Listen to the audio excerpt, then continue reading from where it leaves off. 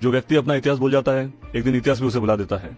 इस देश के कुछ मक्कारों ने भारत के गौरवशाली इतिहास को इस नई पीढ़ी से वंचित रखा और भारत का इतिहास केवल मुगलों की गुलामी और कुप्रथा तक सीमित कर दिया।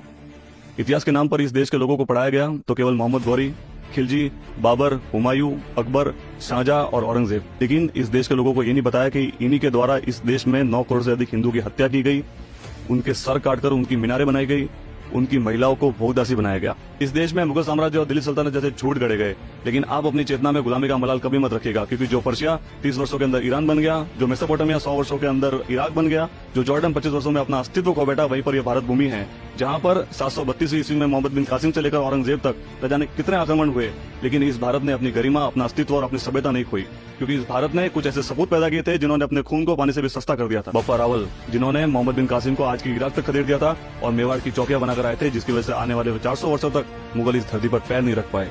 महाराणा कुंभा, जिन्होंने मुगलों के साथ 56 युद्ध लड़े और 56 के 56 जीते। महाराणा सांगा, जिन्होंने बाबर की पूरी सेना को खांडवा के युद्ध में पराजित किया।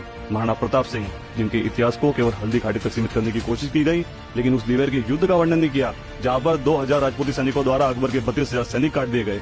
छत्रपति शिवाजी महाराज, जिन्होंने पूरे मुगल शासक के नाक में दम कर दिया था।